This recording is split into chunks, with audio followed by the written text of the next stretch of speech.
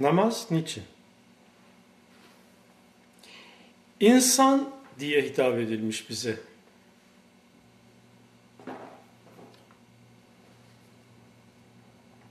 İnsan neyin, ne tür varlığın adıdır acaba biliyor muyuz?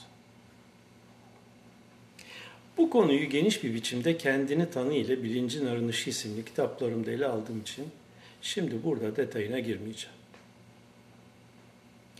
İnsan olarak bize teklif edilen salat, yani dilimizdeki adıyla namaz denilen yönelişin ne olduğu ve neden zorunlu olduğu hakkında birkaç şey paylaşmak istiyorum sizlerle bu sohbette. Son zamanlarda mükemmel robotlar yapılıyor biliyorsunuz. Hatta bu konuda bir tasavvur olarak duygular taşıyan robot örneğini konu alan Artificial Intelligence, yapay zeka, iRobot, Ben Robot gibi filmlerde yakın zamanlarda gösterimdeydi. Böyle bir robotun beynine Kur'an metnini yükleyip namaz hareketlerinde programlayabilirsiniz. O robotta namazdaki hareketleri aynen uygulayıp tüm Kur'an'ı saatler içinde tekrarlayarak bizlerden çok daha iyi bir performansta gösterebilir. Hatta programlayarak belli yerleri okurken gözyaşı bile döktürtebilirsiniz. Peki insanın farkı nerede? Biliyor muyuz acaba ne olduğumuzu ve robot olmadığımızı? İnsanın farkı aynı işlevi yaşarken okuduğunun anlamını düşünerek bu düşüncenin sonuçlarını hissedip idrak ederek onların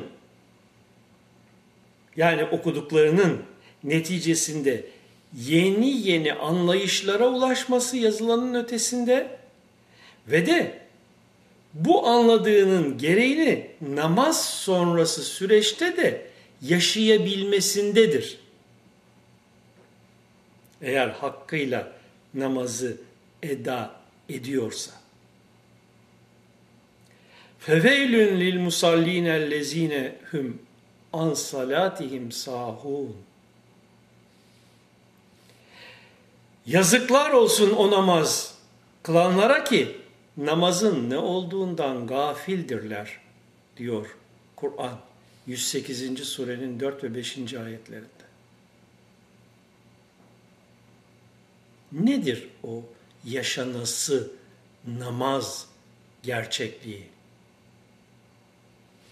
Havas ve hassül havasın namazda yaşadıklarından değil, kendim gibi avamdan, sıradan birinin namazdaki asgari yaşaması gereken husustan söz etmek istiyorum burada. Önce hatırlayalım ki Hz. Muhammed Aleyhisselam tek tanrılı, gök kaynaklı, semavi din anlayışına son verip Allah ismiyle işaret edilene iman, bu iman edilene şahit olma, bunu kendisine bildiren Resul'e iman etme esasını tebliğ etmiştir. Eğer Hz. Muhammed Aleyhisselam'ın ne getirdiğini idrak etmişseniz, fark etmişsinizdir ki, başta salat yani dua ve namaz olmak üzere ibadet adı altındaki tüm çalışmalar asla yukarıdaki bir gök tanrının gözüne girmek veya ona tapınmak amacıyla önerilmemiştir. Çünkü gökte bir tanrı yok. Gelecekte gökten bir tanrının dünyaya gelmesi de kesinlikle ve asla söz konusu değildir İslam dinini kabul edenlere göre. Deccal veya Mesih adıyla beklenen ve çevresindeki uzaylılar konusuna şimdilik bu kadarıyla işaret edelim. Bunu daha sonra daha geniş anlatırım belki. Evet, ibadetler yani dua ve namaz yukarıdaki yani dışımızdaki, ötemizdeki bir tanrı için yapılmayacağına göre niçin yapılır? Allah huzuru neresidir? Huzurunda olmanın anlamı nedir? Duymuşsunuzdur. Namaz için Allah'ın huzuruna çıkmak denir. Nedir bu huzur? Neresidir? Evet, bu önerilen çalışma ile bize ne kazandırılmak istenmektedir acaba? Gelmiş geçmiş bütün kemalat sahibi tasavvuf ehli ittifak halindedir ki, kişinin Allah ismi ile işaret edilene yönelişi ve ulaşması, kendi özünden yani kendi bilincinden, nefsinden, kendi vicdanına, hakikatına doğrudur. Dışarıya doğru değil, dışarıdakine değil. Allah'a giden yol nefsler adedincedir, bilinçler adedincedir sözü, insanların dışarıdan değil, kendi özlerinden hakikate ulaşma yolunun açık olduğunu anlatır, işaret eder. Gerek dua ve gerekse namaz, kişinin Allah ismi ile işaret edilene yönelişinden başka bir şey değildir. Dua, kişinin hakikatındaki, özündeki Allah adıyla bilinene ait kuvveleri harekete geçirerek istediğini gerçekleştirme faaliyetidir. Namaz, kişinin hakikati olan Allah ismiyle bilinene ait bir kısım özelliklerin idrak edilmesi, hissedilmesi, yaşanması ve namaz sonrasında da bunun günlük yaşam içinde devam ettirilmesi amacıyladır avam boyutundakiler için. Daha üst boyuttakilerle ilgili bazı düşüncelerimi İslam'ın Temel Esasları isimli kitabımın namaz bölümünde paylaşmıştım. Online olarak isteyenler internetten ahmethulusi.org adresinden okuyabilirler. Evet, namaza dururken önce Subhaneke veya benzeri bir cümle okunarak giriş yapılır. Bunun nedeni öncelikle Allah ismiyle işaret edilenin azamet ve kibriyasının ve sonsuzluğunun ve dahi o boyutların yanında dünya ve değerlerinin ne ifade ettiğini fark ettirmek, hissettirmektir. Okunan bu cümlelerin anlamının bilinmesi şarttır ki o anlam üzerinde düşünülerek meselenin ciddiyet ve önemi fark edilsin ve daha sonra okunacaklar bu kapsam içinde tefekkür edilebilsin. Bundan sonra Eûzü okunarak kişinin vehminin oluşturacağı kendini bir beden kabulü dolayısıyla mahrum kalacağı hakikatlardan billahi hakikatıyla korunması amaçlanır. Sonra açılımı B ismi Allah olan Besmele okunur. Bunun anlamını çok geniş bir şekilde Allah isimli kitabımda yazmıştım. Anlamını merak edenler onu oradan okuyacak. Yazıyı, konuyu, sohbeti daha fazla uzatmamak için bu konuya girmiyorum. Bundan sonra sıra Fatiha'yı okumaya gelir. Okumaya. İkra dendiği üzere okumaya. Hamd esas itibariyle değerlendirmek anlamında kullanılmıştır burada. Hamd Allah içindir demek, değerlendirmek Allah'a aittir anlamındadır. Çünkü Allah adıyla işaret edilenin, yarattıklarının hakkıyla değerlendirmek ancak ve ancak kendisine aittir. Bir yaratılmışın böyle bir değerlendirme yapabilmesi muhaldir.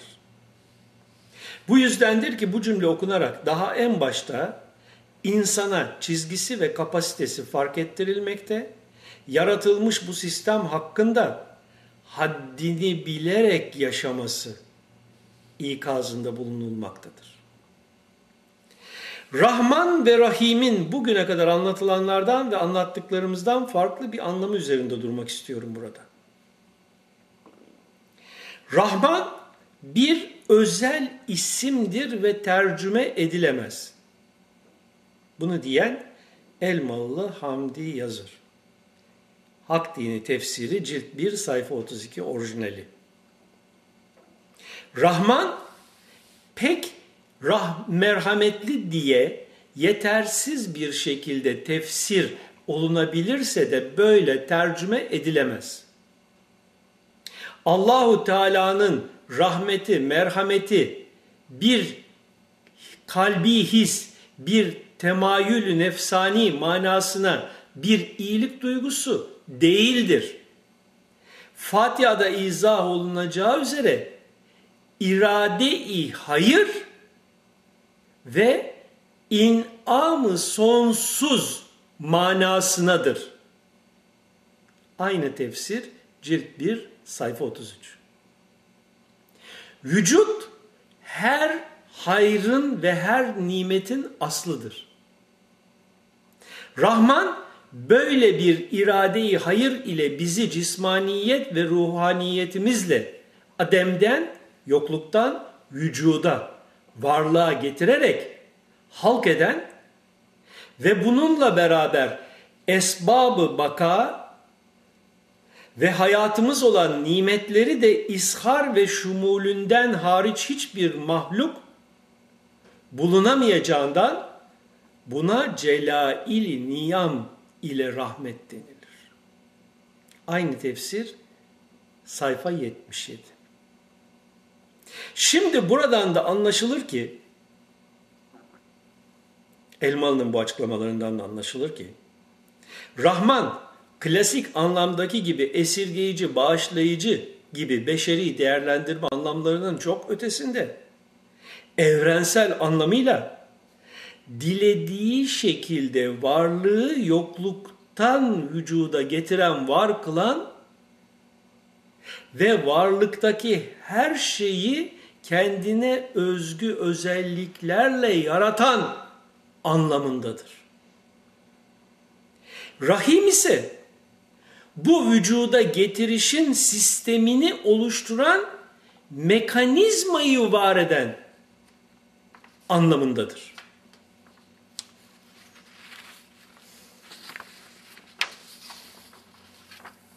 Ne kadar farklı değil mi? Rahim kelimesi Arapça kökenli bir kelimedir.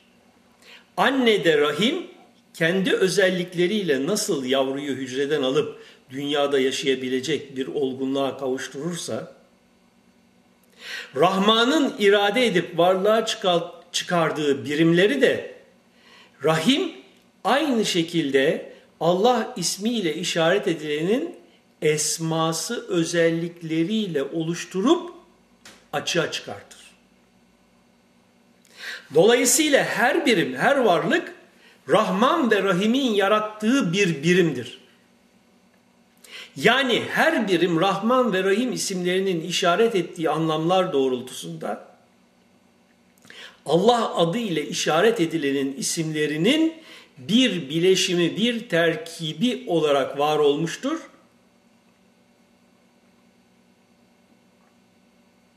Ki bu yüzden de Kur'an'da birçok yerde bir Rabbihim, Rableri hitabı geçer. Bu da onların esma terkiplerinin farklılığı dolayısıyladır.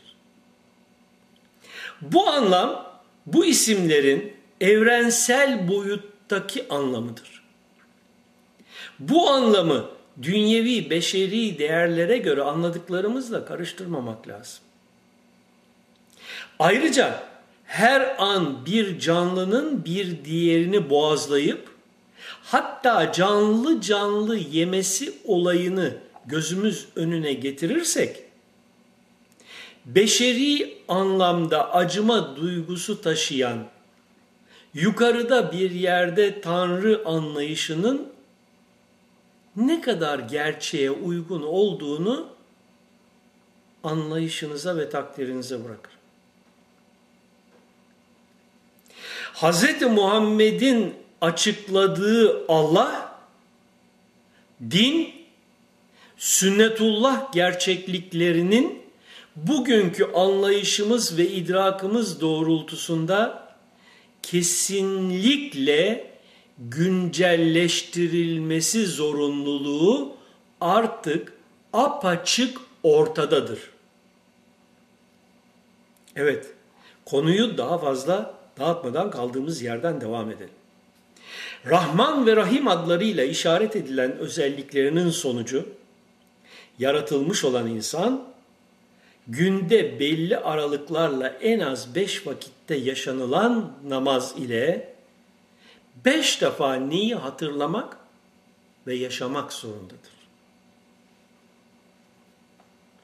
Allah ismiyle işaret edilenin, isimlerinin anlattığı özelliklerle var olmuş olan, Allah esmasıyla var olmuş olan, hakikati bu olan insan hatırlamalıdır ki, kendisi dünyada yaşadıktan sonra toprak olup yok olup gidecek bir beden değil, hakikatının gereği ve sonucu olarak varlığındaki kuvvelerle, meleklerle, sonsuza kadar yaşayacak olan bir bilinç varlıktır. Dünya sonrası bedenine de ruh denmiştir. Rahimiyetin gereğidir ki, insan hakikatını idrak eder, kendi özündeki Allah isimlerinden kaynaklanan kuvveleri keşfeder, bunları hissedip, bunlara yakin elde ederek, kurbiyet mertebesine ulaşır. Yevmiddin'de melikiyet ve malikiyetin kendisinde açığa çıkışını yaşar. Bunun kişide yaşanması için kendisine hidayet ulaşmalıdır batınından, özünden. Bunun için bize hidayet et denerek bu talep edilir Fatiha okunurken. Bu hidayet ile kendilerine en'amda bulunulan, yani özlerindeki hakikatları yaşama özelliğinin açığa çıktığı kişilerin yolunda yürümenin kolaylaşması talep edilir. Bu hakikati inkar edip gazap ve lanete uzak düşmeye veya gerçekten uzak görüşlere kapılarak özlerinden mahrum kalanlardan olmamak talep edilir. Sonra Kur'an'dan bir miktar ayet okunur, o mana üzere tefekkür edilir ve namaz böylece eda edilmiş olur. Umarım namaz nedir sorusunun cevabını birazcık da olsa, avam boyutunda da olsa kısmen cevaplayabilmişizdir. Daha derinine girmeye ise zaman ve zemin müsait olmadığını düşündüğüm için girmiyorum. Merak eden tefekkür etsin bu konuların, manaların getirisi üzerinde. Biline ki bu konu daha çok derindir ve anlattıklarım buzdağının görüneni bile değildir. İki namaz arasındaki günahların kefaretidir anlamındaki Allah Resulü açıklamasını bu anlayışla bir daha gözden geçirmenin yararlı olacağını düşünüyorum. Namazın ne olduğundan gafil olarak bunu uygulayanlara veil olsun ayetini de bu açıdan hatırlatıyorum. Haddimizi aşıp sürçülisan eylediysek affola. Samimiyet ve iyi niyetimize verile.